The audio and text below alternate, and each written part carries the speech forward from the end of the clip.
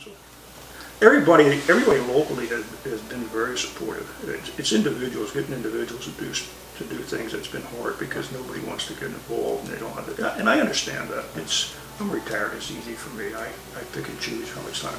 But usually there's not a day goes by that I don't spend some time either writing a letter, making a phone call, or sending an email to somebody.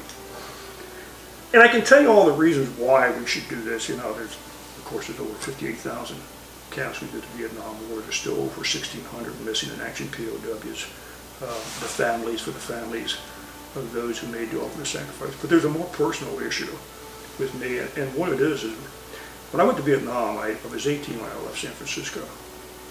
I got into Vietnam when I turned 19. I remember a time there when my biggest fear was that something would happen to me and nobody would remember it. And that has haunted me all these years. And I actually mentioned that in my Memorial Day speech, and nobody knows that feeling and how deep it was except me. You know, you can say those words to people and they don't understand. It's okay, we understand he was afraid he would die and nobody would remember him. But it really was a fear, and as a young man not knowing what the future held, it was a big thing with me. I don't think any veteran should be forgotten, but Vietnam veterans are kind of unique in what happened to them when they returned home.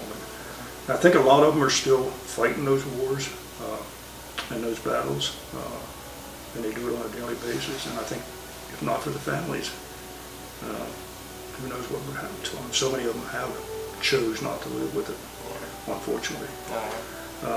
So that's the whole purpose of it. It's to give the Vietnam veterans and their families a day to be honored, and I know that the veteran community certainly will do that. But we need that recognition.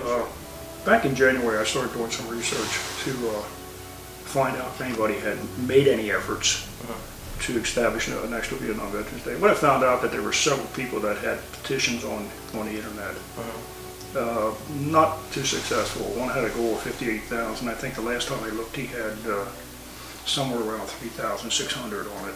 And that was started back in 2012. So and I'm not a big fan of petitions. I'm not sure what they do. As far as getting anything done, people throw them away probably. And I found out that there really weren't any real efforts. There's about 38 states that since 2004 have adopted some kind of day of recognition. 18 of those states have actually passed laws designating specific. So if that does happen, that's fine. I got the resolution filed. I've got a lot of local support. I have a letter from the Joint Veterans Council in New York. I have a resolution from the New York County Commissioners that I got passed. The Vietnam Veterans of America chapter, the White Rose chapter 1032 in New York has supported me. I just recently sent letters to all the local VFWs and American Legions asking for their support. And of course I've got Seth Grove with the HR 500. You know, and I have nothing against these. There's National Poison Prevention Week. Former State Friend Gold Star. There's a lot of good. Child Health Day. Here it is. Carl Garner's Federal Lands Cleanup Day. I mean, if you can pass a law, and I don't know who Carl Garner is because I've never been interested to look, under U.S. Code 36, Chapter 1, Patriotic and National Observance, if you can have a day for Carl Garner's Federal Lands Cleanup, why not a Vietnam Veterans Day of recognition? I mean, it just boggles my mind. And there's a lot of other days that the President signs proclamations for that. There's actually a law day. I think there's a day for lawyers.